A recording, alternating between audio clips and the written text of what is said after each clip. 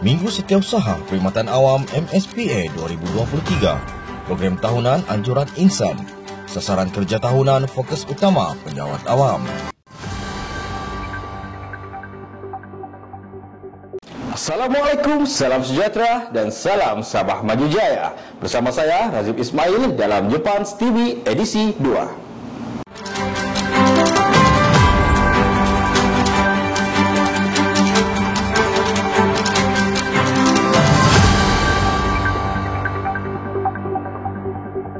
Minggu Setiausaha Perkhidmatan Awam MSPA tahun 2023, anjuran Institut Latihan Sektor Awam Negeri Insan telah berlangsung dengan jayanya bermula 17 Jun sehingga 7 Julai lepas. Program ini dimulakan dengan team building pada 17 Jun, seterusnya program khidmat masyarakat pada 1 dan 2 Julai, seminar Sayang Bos pada 6 Julai dan malam anugerah MSPA pada 7 Julai. Rakan setugas di lokasi ada laporannya.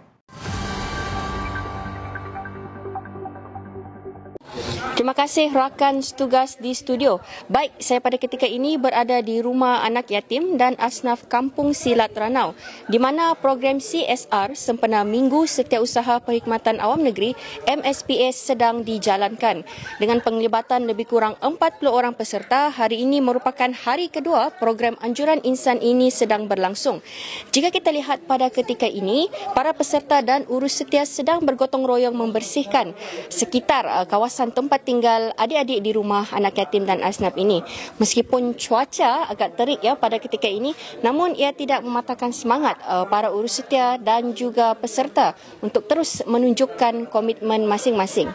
Dan untuk pengetahuan, MSPA ini sudah mula berlangsung sejak 17 Jun lepas, kemudian disusuli pula pada hari ini dan 6 Julai nanti, manakala penutup program adalah pada 7 Julai nanti.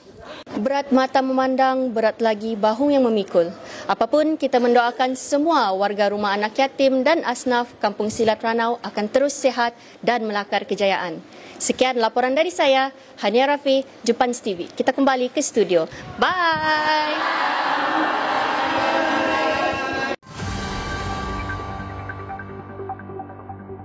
Program dengan tujuan mengeratkan jalinan kerjasama dalam kalangan setiausaha dari para sektor awam dan swasta ini diakhiri dengan malam anugerah MSPA 2023. Sebanyak 4 anugerah utama disampaikan pada malam anugerah MSPA ini, iaitu Anugerah Setiausaha Harapan dan Anugerah Jasa Kesetiausahaan yang disampaikan oleh Yang Berbahagia Datin Seri Panglima Datuk Dr. Haja Nuinda Haji Alias, Pengerusi Puspanita Cawangan Sabah. Manakala Anugerah Setiausaha Cemerlang dan Anugerah Tokoh Setiausaha 2023 disampaikan oleh Yang Berhormat Datuk Seri Panglima Surveyor Haji Safaruntung, Setiausaha Kerajaan Negeri. Sasaran kerja tahunan atau lebih dikenali sebagai SKT penting untuk setiap penjawat awam. Namun, tidak dinafikan ada yang masih kurang arif mengenai cara-cara pengisian SKT ini. Menyedari akan hal itu, Bahagian Perkhidmatan Awam BPA menganjurkan program pemantapan pengurusan penilaian prestasi pada 4 dan 5 Julai lepas. Program yang berlangsung selama 2 hari ini melibatkan semua anggota kerajaan negeri yang tidak mengisi sasaran kerja tahunan SKT dan laporan nilaian prestasi tahunan LNPT bagi tahun 2021 dan 2022. Penglibatan dari 10 kementerian, 9 jabatan, 7 pejabat daerah dan 5 pihak berkuasa tempatan. Objektif penganjuran program ialah untuk meningkatkan pemahaman mengenai dasar pengurusan penilaian prestasi. Seterusnya, kaedah penyediaan SKT dan LNPT serta penyediaan jadual pencapaian SKT dan ulasan pegawai yang dinilai PYD. Insan merupakan institut yang menyediakan kursus-kursus untuk dihadiri oleh para penjawat awam. Justru, ruangan yang kondusif dan selesa memainkan peranan penting dalam memastikan peserta kursus selesa sepanjang program berlangsung. Oleh itu, Insan dengan jayanya telah merasmikan makmal digital baru-baru ini. Dirasmikan oleh Yang Berbahagia Datuk Rosmadi Datuk Sulai, Ketua Pengarah Perkhidmatan Awam Negeri. Makmal tersebut yang pada asalnya diberi nama Makmal ICT telah dinaik taraf ke Makmal Digital Insan. Sebelum ini, makmal komputer tersebut telah melatih ribuan pegawai yang menduduki peperiksaan kerajaan dan kursus-kursus anjuran insan. Sebenarnya makmal teknologi maklumat ini sebelum ini kita telah mewarisi daripada zaman-zaman yang dahulu lagi.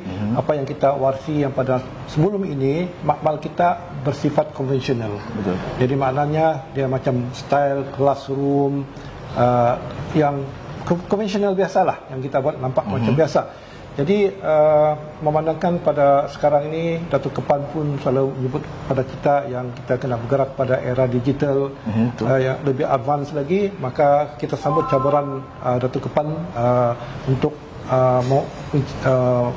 menyambut cabaran itulah. Kalau saya dia sedikit luar biasa sebab dia bukan lagi berbentuk konvensional punya classroom, tapi dia lebih moden. Transformasi yang ada sekarang ini hanya satu langkah. Satu, dari segi perkakasan yang kita akan naik taraf nanti, dari satu tahap ke satu tahap. Dan dua, kita punya environment ini, kalau kita lihat dia sangat kondusif.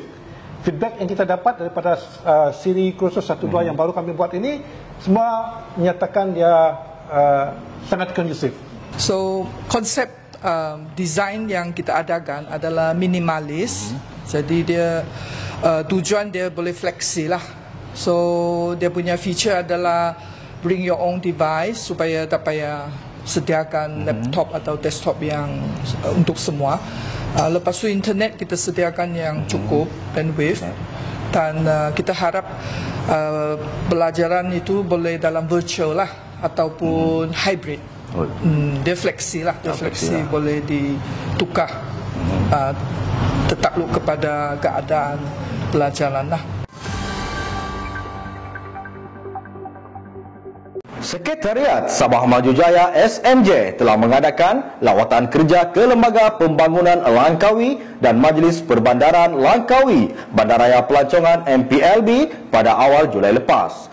Lawatan ini adalah salah satu usaha sekretariat dalam mengukur dan menanda arah struktur tadbir urus, kuasa dan peranan sebagai sebuah pihak berkuasa pembangunan yang berfokuskan kepada pembangunan sektor pelancongan serta pengurusan aktiviti atas pantai dan konservasi pulau.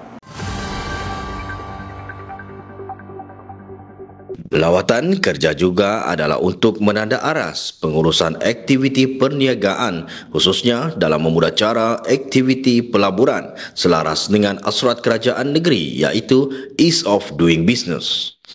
Perbincangan turut menyentuh mengenai inisiatif dan kerjasama pada masa hadapan, terutama peluang pelancongan melibatkan Langkawi UNESCO Global Geopark dan Kinabalu Geopark yang telah mendapat pengiktirafan sebagai 195 Global Geopark yang diiktiraf oleh UNESCO. Kinabalu Geopark merupakan geopark kedua yang diiktiraf oleh UNESCO di Malaysia. Minggu Integriti peringkat Jabatan Ketua Menteri telah berlangsung bermula Jun lepas. Oleh itu, bagi memeriahkan lagi salah satu pengisian program sempena Minggu Integriti ini, seramai 20 orang kaki tangan Jabatan Perkhidmatan Awam Negeri hadir menyertai program gotong royong mengutip sampah di sekitar Teluk Likas. Objektif program Minggu Integriti diadakan ialah untuk memantapkan dan membudayakan integriti dalam kalangan penjawat awam secara menyeluruh, berkesan dan berterusan, serta meningkatkan kesedaran dan kefahaman berkaitan isu-isu integriti dalam kalangan penjawat awam negeri, di samping memperkukuh komitmen dan kerjasama sektor awam dalam meningkatkan penglibatan masyarakat dalam program-program pengukuhan integriti. Juga bertujuan menyebarluas mesej-mesej integriti dan kepentingan integriti dalam penyampaian perkhidmatan. Mengakhiri Jepun TV edisi 2, saya Razif Ismail. Jumpa lagi di edisi akan datang. Assalamualaikum dan salam Sabah Maju Jaya.